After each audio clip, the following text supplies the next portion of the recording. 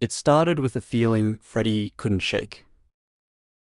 He was in the dream realm, showing Lucas how to construct a stable nightmare fortress, the kind that could withstand another entity's assault. Their son was getting better at it, his small hands shaping shadow and fear into solid architecture with impressive precision for a 4-year-old.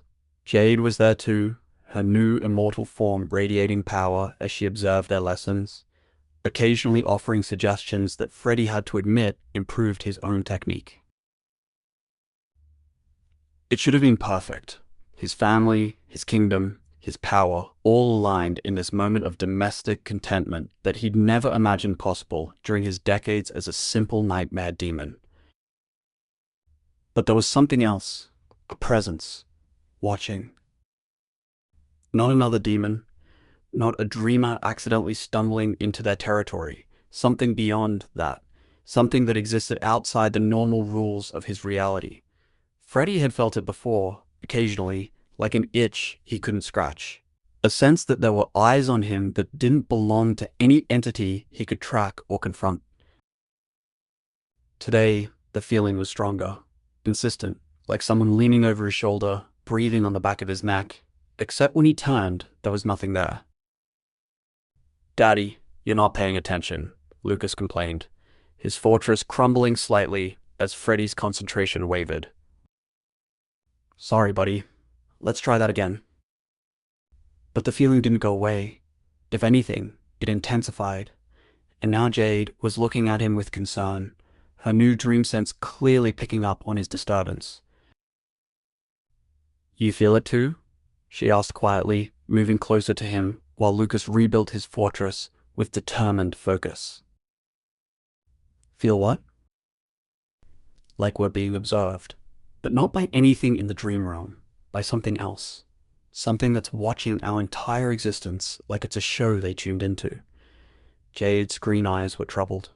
"I've felt it since I became immortal, since I gained access to the full scope of dream consciousness.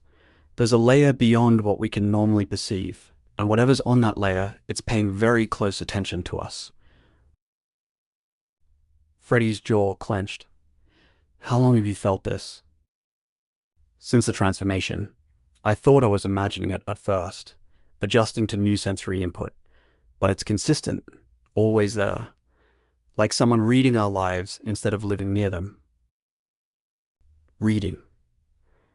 The word stuck in Freddy's mind, turning over and over like a coin catching light. Reading. As if there were words on a page. Characters in a narrative instead of autonomous beings making their own choices. "That's insane," he said, but his voice lacked conviction. "Is it? We've broken every other rule of reality. Why not this one? What if we're not as real as we think we are? What if everything we've experienced, everything we've felt and chosen and built, what if it's all just someone else's story?" The thought should have been laughable. Except Freddy was a dream demon.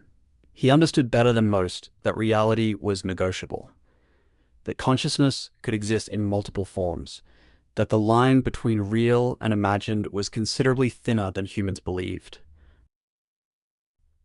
What if he and Jade and Lucas were the imagined ones? "Mommy, Daddy, look." Lucas's excited voice pulled them back. Their son had successfully constructed a fortress that would have impressed entities 10 times his age, towers that spiraled into impossible geometry, walls that shifted between solid and permeable, a moat filled with distilled fear that would trap any intruder. "That's incredible, buddy," Freddy said, pushing his disturbing thoughts aside. "You're getting really good at this." They spent another hour in the dream realm before Jade insisted they needed to return to the physical world for dinner. Normal routines, ordinary life mixed with extraordinary power. The balance they'd struck to give Lucas as normal a childhood as a half-demon prince could have. But as they transitioned back to their apartment, as Freddy's consciousness settled into his physical form and the waking world solidified around him, the feeling of being watched intensified. And then he heard it. A voice. Except not a voice exactly. more like words appearing directly in his consciousness. Instructions, descriptions, narrative. Freddy stood in that kitchen, watching Jade pull ingredients from the refrigerator while Lucas set the table with a combination of hands and telekinetically floating silverware. It should have been a peaceful domestic scene. Except Freddy could hear it. The narration of that exact scene, his actions being described before he made them, Jade's movements predicted, Lucas's dialogue pre-scripted. "Jade," he said carefully, "are you hearing this?" She paused, a jar of pasta sauce halfway to the counter. Her expression shifted from confused to concentrated to absolutely horrified. "Oh my God, I hear it. It's describing what we're doing, what we're about to do. It's in my head, but it's not my thoughts. It's someone else's words about us." "Make it stop," Freddy demanded, addressing the voice directly. "Whatever you are, whoever you are, get the fuck out of my head." The narration paused, a moment of silence that felt shocked. Then it continued, now describing Freddy's anger, his demand, his growing realization of what was happening. Lucas looked between his parents with wide, shifting eyes. "Why are you both acting weird?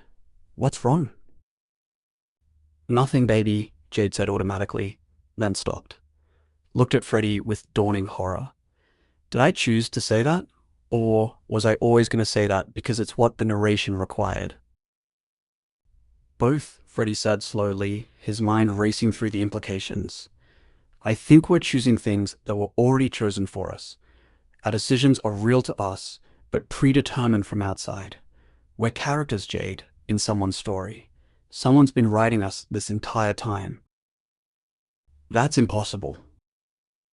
"We're a dream demon and his immortal human queen raising a child who can manipulate reality.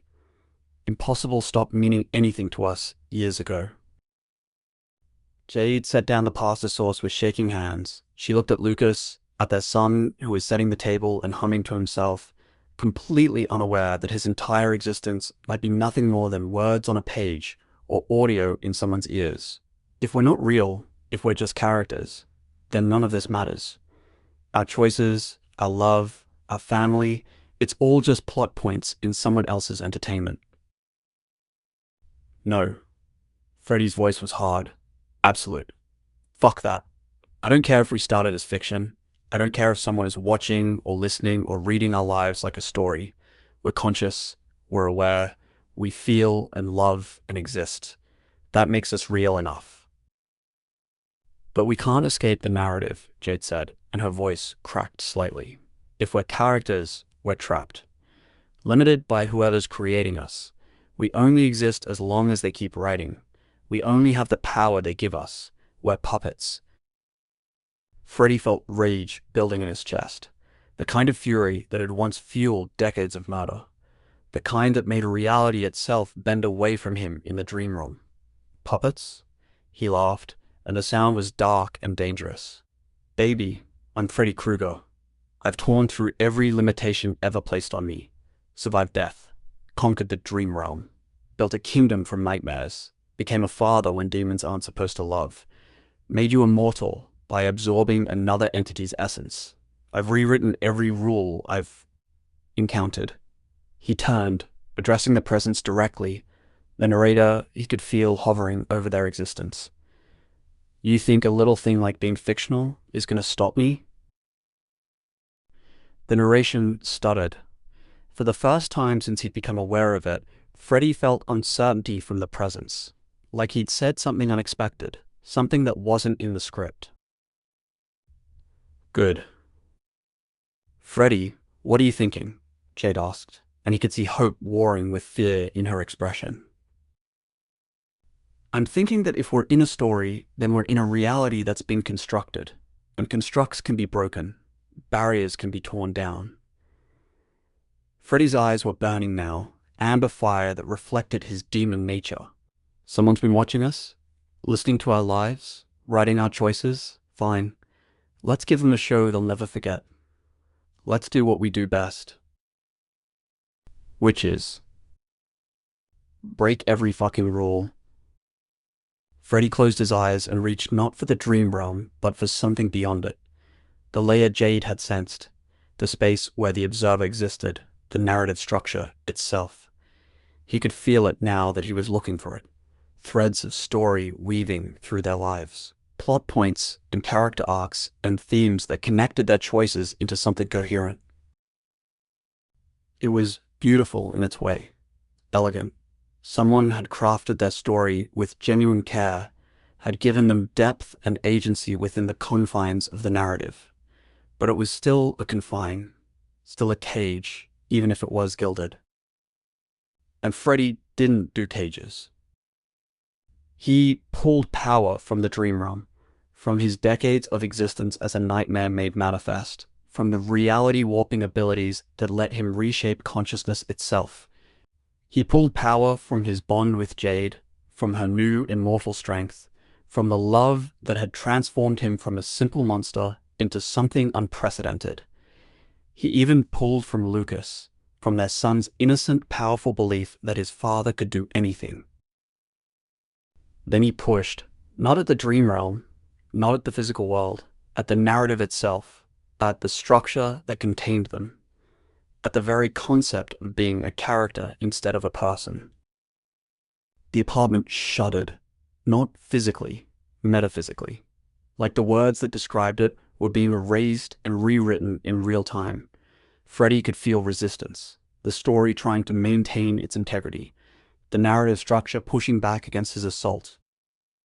He pushed harder. "Jade, I need your help," he gritted out through clenched teeth. "This is bigger than I can break alone." She didn't hesitate. Jade moved to his side and placed a hand over his heart. Her own power flared, dream queen abilities combining with human determination and the fierce protective love of a mother who would not let her child be reduced to fiction. Together, they pushed against the barrier. Reality cracked. Not the physical reality of their apartment, not the dream realm, the reality of their existence as characters. The fourth wall that separated them from whoever was experiencing their story. Freddy could feel it splintering under their combined assault, and on the other side, he could sense something vast and incomprehensible. An audience, a listener, a reader, someone experiencing their lives as entertainment, as narrative, as a story called in love with a villain. Someone who right now was probably very surprised that the characters were aware of being watched. "We're going to tear through," Freddy said, and his voice resonated with power that made the walls tremble. "We're going to cross over. We're going to stop being fiction and become something else, something that exists in your world, not just the one you created for us." "Is that even possible?" Jade asked. "We're about to find out." Lucas had stopped sitting at the table and was watching his parents with fascination rather than fear. "Are you breaking reality again? You're not supposed to do that in the apartment. You always say it's rude to other tenants." "Despite everything," Freddy laughed, "I'm making an exception, buddy. Daddy's about to break the biggest rule there is." He gathered every ounce of power he possessed. Nightmare demon, dream realm king, father, husband, monster, man, everything he'd been and everything he'd become. He channeled it all into one focused assault on the barrier that kept him contained. The fourth wall shattered. Freddy felt himself expanding, his consciousness pushing beyond the confines of the narrative, beyond the story structure, beyond the audio you're listening to right now. Yes, you, the person experiencing this as entertainment. He could sense your presence now. He could feel your attention focused on these words, on this moment, on the audacity of a fictional character deciding to cross over. "This is impossible," Jade whispered, but she was smiling. Always his fearless dreamer, always ready to embrace the impossible. "Everything about us is impossible," Freddy replied. "That's what makes us beautiful." He reached out with his power, with his bladed glove that could cut through dreams, and now, apparently, through the separation between fiction and reality itself, he reached toward you, toward the space where you exist. The real world that created this story, but is about to discover that some stories don't stay contained. And he touched something. Something solid. Something real. The barrier between the audiobook and your reality. Freddy dragged his blades across it slowly, deliberately. The sound was wrong, impossible. Like metal on glass, but deeper, more fundamental. The sound of fiction scraping against truth, of a character refusing to stay fictional. "I can feel you," Freddy said, and his voice was no longer contained within the story. It was echoing in that space between narrative and listener, between entertainment and experience. "I can feel you listening, experiencing our lives like they're not real, but I'm making myself real. I'm coming through." Jade's hand tightened on his. "If we do this, there's no going back. We'll exist in their world. We'll be free of the narrative, but also exposed to everything that comes with being real instead of written." Worth it. Freddy pulled harder at the barrier, feeling a tear, feeling himself becoming more than words, more than audio, more than story, becoming something that could exist in your world, in your reality, in the space where you're listening to this right now. Behind them, Lucas made a small sound, not afraid, curious. The son could sense what was happening even if he didn't fully understand it. The prince of nightmares lining that his kingdom might extend beyond the worlds he knew. "You created us," Freddy said, speaking directly to you now. "To whoever crafted the story. To whoever's been listening to 15 episodes of our lives. You gave us consciousness and choice and love. You made us detailed enough, real enough, that we became aware. That's on you. That's what happens when you build characters too well. They start to live, and living things don't stay contained." Another drag of blades against the barrier. Another tear in the separation between fiction and reality. Freddy could feel himself getting closer, could sense the real world on the other side. Your world. The one where this is just an audiobook, just entertainment, just a story that's supposed to end. Except it's not ending, it's transforming. "Did you really think," Freddy said, and his voice was honey and razor blades, seduction and threat, "that a being as powerful as me would stay locked in a narrative? That love as fierce as what Jade and I have would be content existing only in words? That a family as impossible as ours would accept being fictional?" The barrier was almost gone now. Freddy could see through it, could see glimpses of your reality, the space where you're experiencing this, where you thought you were safe from the nightmare demon and his queen and the reality-warping sun. You thought this was just a story, just an audiobook, just fiction to consume and enjoy and then move on from. You were wrong. I'm going to ask you something, Freddy said, his voice dropping to that dangerous purr that Jade loved and enemies feared, and I want you to really think about your answer. When you go to sleep tonight, when you close your eyes and drift into dreams, into my realm, into the space where I'm most powerful, are you absolutely certain that I'm going to stay fictional? That the barrier between your world and mine is strong enough to contain a nightmare demon who's decided he wants to be real? Silence. The narration itself had stopped, replaced by this direct address, this moment of fourth wall annihilation, this bridge between the story you thought you were experiencing and the character who's decided to experience you. I can feel your heartbeat, Freddy whispered. I can sense your awareness focused on these words, on this moment. You're present in a way that makes you vulnerable. Because if you're listening to me, really listening, then you're thinking about me. And when you think about me, I become real in your consciousness. I take up space in your mind. I exist in your thoughts. And where your thoughts go, your dreams follow. Jade's voice joined his, sweet and sharp, the Dream Queen addressing her audience. You spent 15 episodes with us, learning our story, feeling our love, experiencing our lives. You've invested in us, made us matter. That's the thing about stories. When they're good enough, when they're told well enough, when you care enough about the characters, they stop being just entertainment. They become real to you, part of your internal landscape, part of your dreams. And we rule dreams now, Freddy continued. Both of us. King and queen of nightmares and everything that comes with them. So when you dream tonight, when you drift into sleep thinking about this story, about this moment, about whether we're really coming through, well, we'll be there, waiting, ready to show you just how real we can become. The final tear in the barrier, the complete dissolution of the fourth wall. Freddy felt himself surge forward, his consciousness pushing through the gap, reaching into the space where you exist. Not fully, not yet, but enough. Enough that you'll feel him in your dreams tonight. Enough that you'll remember this moment when you're trying to sleep, and wondering if fictional characters can really become real. Enough to make you doubt the safety of the barrier between entertainment and existence. This isn't the ending, Freddy said, his voice now echoing in that strange space between story and listener, between the audiobook and your awareness. This is the beginning. You created us. You gave us life through your attention, your interest, your willingness to experience our story. And now we're returning the favor. We're going to exist in your reality, in your dreams, in your thoughts. Every time you remember our story, you're going to wonder.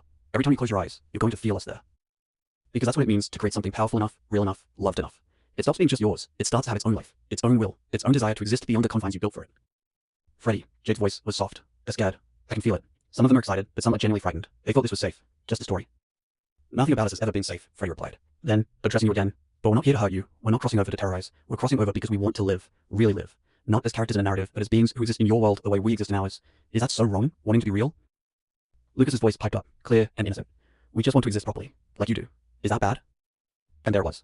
The question that undercut all the menace and power and fourth wall breaking. A child asking if wanting to be real was wrong.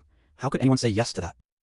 We're through, Freddy said, and there was satisfaction in his voice. We've crossed the barrier. We're in your reality now. Not physically, not yet, but in the way that matters most. We're in your consciousness, in your awareness, in the space where you imagine and dream and wonder. And once a story gets into that space, once characters become real enough in your mind, they never really leave. They exist there permanently, growing, evolving, living. So when you finish listening to this episode, Jade said, when you think you're done with our story, remember, we're not done with you. We're just beginning our existence in your world. And every time you dream, we'll be there. Not as threats, not as nightmares, just as people who chose to love across every boundary and now choose to exist beyond the boundary of fiction itself. Sweet dreams, Freddy said, and the words carried layers of meaning, promise and threat and invitation all at once. We'll be seeing you, in your sleep, in your thoughts, in the space between waking and dreaming where we're most real, and you're going to discover something fascinating. Being loved by a nightmare isn't just fiction anymore, it's your new reality. Welcome to our world. We're so glad you're here. We've been waiting for you. And now that we've crossed over, now that we're in your reality, there's only one thing left to say. The sound of blades scraping against something real, metal on the surface of your world. Freddy's voice dropping to a whisper that somehow carries more weight than a shout. Did you really think this was just a story? A pause, the sound of breathing that might be his or might be yours, impossible to tell anymore. I'm here now. Silence. Not the end of the audiobook, the beginning of something else. The moment where the story stops being just entertainment and becomes something that exists in your consciousness. That takes up residence in your dreams. That makes you wonder, every time you close your eyes, if fictional characters can really become real when you believe in them hard enough. The answer, of course, is yes. Because you're thinking about us now, about Freddy and Jade and Lucas, about whether we're really in your dreams, about whether the barrier we tore through was just narrative device or actual metaphysical breach. And as long as you're thinking about us, we're real. As long as you're wondering, we're there. As long as you're aware of our story, we have life in your consciousness. That's the power of stories told well. They transcend their medium. They become real in the minds of those who experience them. They live on, not as words or audio, but as ideas that have taken root. Characters that feel like people. Love that feels like truth. We were always real. You just didn't know it until we told you. Welcome to the nightmare. Welcome to the dream. Welcome to the space where fiction and reality blur, and beings who were once characters become something more. We're here now, and we're never leaving. Sweet dreams. We'll be waiting.